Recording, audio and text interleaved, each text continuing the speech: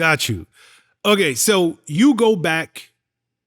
I'm assuming you're amped right now. The battery's in your back. Yo, I gotta come up with some hit records. LA said if I come in with a body of work, he gonna sign me. How long did it take for you to put together your first album? And for you, was you like, yo, damn, I'm writing and singing, I'm in this booth recording with the intent, knowing that everything I worked for my entire life is about to come to fruition right now if I do these songs right? I already knew it was gonna happen, man. At that time, once I had met LA and I already knew what Eddie was doing for me as far as the production wise. Because what Eddie does is whatever I didn't have, whatever I didn't make, because I played like maybe 3 or 4 songs for LA and Pebbles at the time.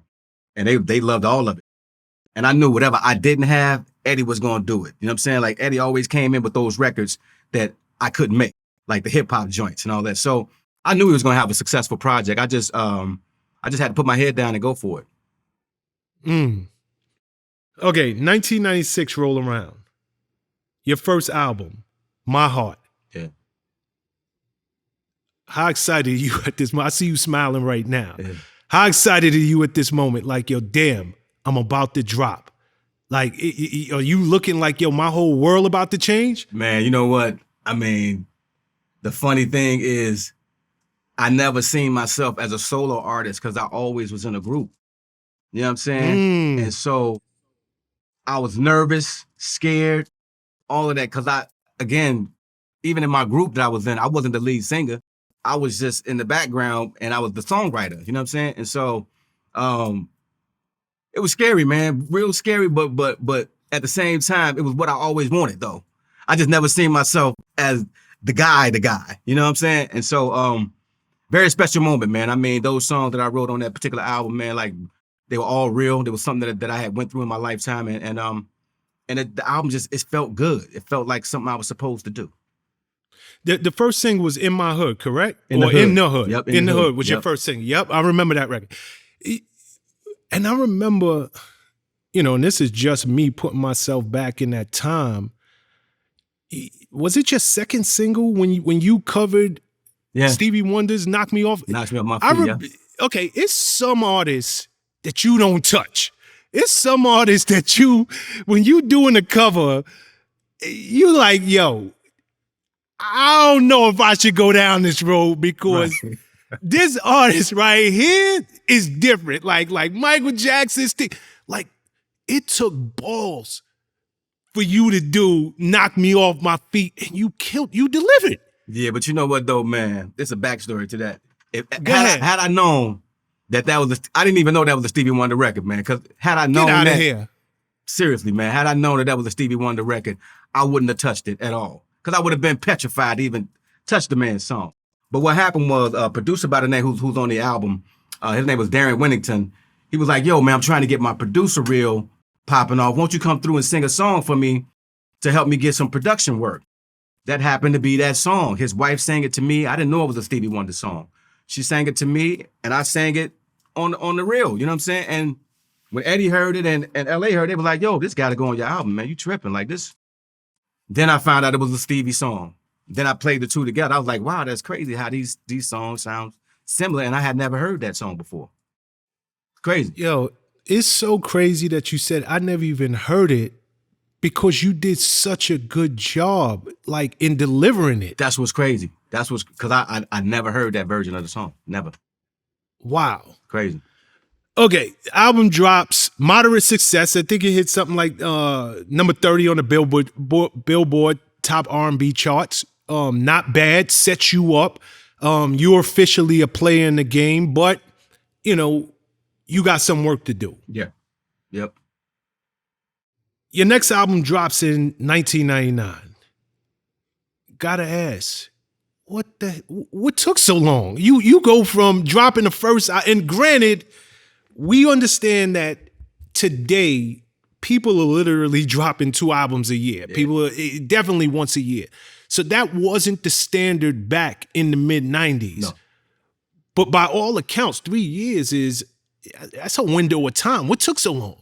I mean, well, you got to realize too, being on LaFace Records, Mm-hmm. it's a lot of artists, man, and everybody got to have they time.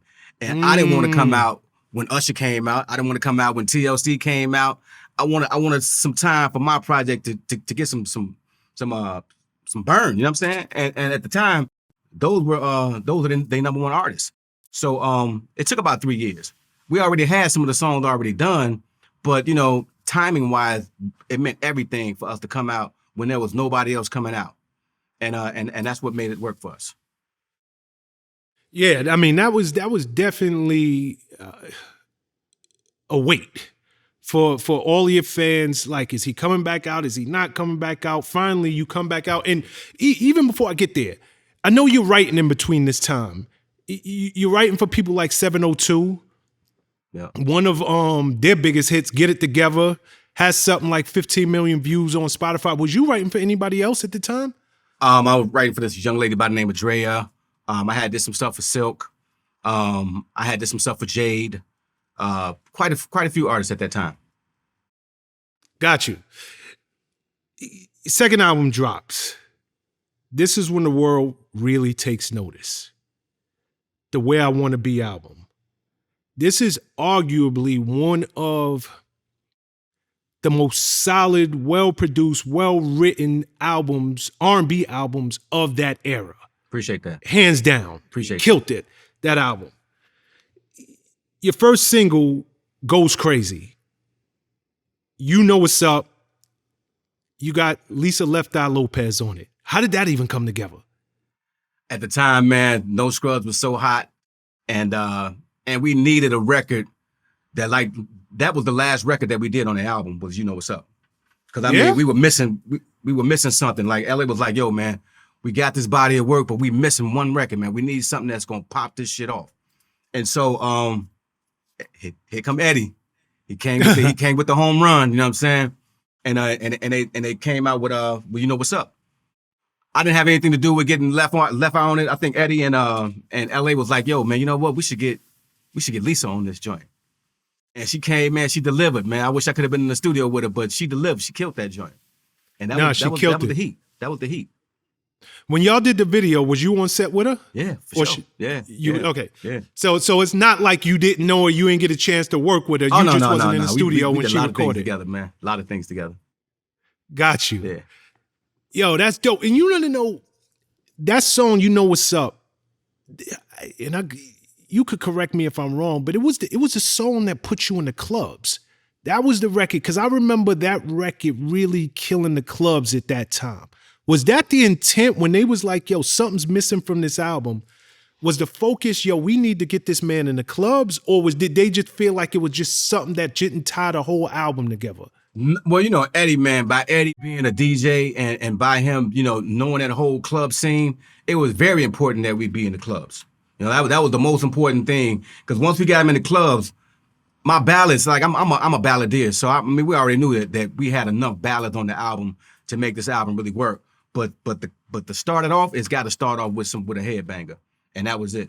I mean, if you got a hot, first of all, I gotta say, Mount Vernon, it's something in the water up in Mount Vernon, man, because it's like everybody from Mount Vernon, they get it, and they be successful in this music business thing. And so again, man, like I said, Eddie F, man, he just knew the value of having something in the club to kick this thing off, you know what I'm saying? And that particular record, man, it did it, and it did it on a pop level as well as R&B.